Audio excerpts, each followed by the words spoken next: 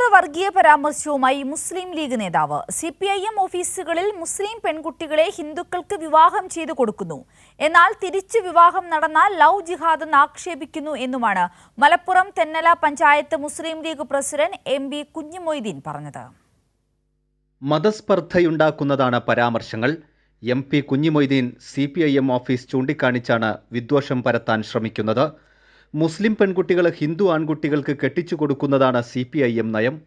ഓഫീസുകളിൽ വിവാഹം നടത്തും, തിരിച്ചു സംഭവിച്ചാൽ ലവ് ജിഹാദ് എന്ന് പറയുമെന്നും കുഞ്ഞിമൊയ്തീൻ പറഞ്ഞു.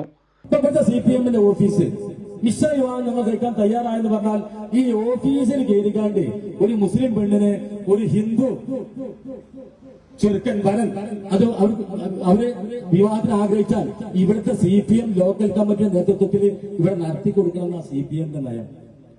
ഞാൻ വെറുതെ അറിയുന്നില്ല. അതായത് ഒട്ടുമിക്ക മിശ്ര വിവാഹങ്ങളും സംസ്ഥാന തലത്തിൽ നടക്കേണ്ടത് CPM ഓഫീസിലാണ്. കൂടുതൽ നടക്കേണ്ടത് മുസ്ലിം കുട്ടികളെ ചാടിച്ച് അതിന്റെ സുഹൃത്തുക്കൾ വിവാഹം കഴിക്കാൻ. നേരെ മറിച്ചായാൽ അത് ജിഹാദാവും, ലവ് ജിഹാദ്. ഇങ്ങനെ ആകുമ്പോൾ ഒരു പ്രശ്നമില്ലല്ലോ. തെന്നലയിൽ LDF സ്ഥാനാർത്ഥി സയ്യിദ് അലി മജീദിന്റെ സ്ത്രീവിരുദ്ധ പരാമർശത്തിനെതിരെയുള്ള പ്രതിഷേധ യോഗത്തിലായിരുന്നു പ്രസംഗം. സയ്യിദ് അലി മജീദിനെ CPIM തള്ളിപ്പറയുകയും സയ്യിദ് അലി മജീദ് മാപ്പ് പറയുകയും ചെയ്തിരുന്നു. പിന്നീടാണ് മതസ്പർദ്ധയുണ്ടാക്കാനുള്ള നീക്കം മുസ്ലിം ലീഗ് നടത്തുന്നത്. കൈരളി ന്യൂസ്, മലപ്പുറം.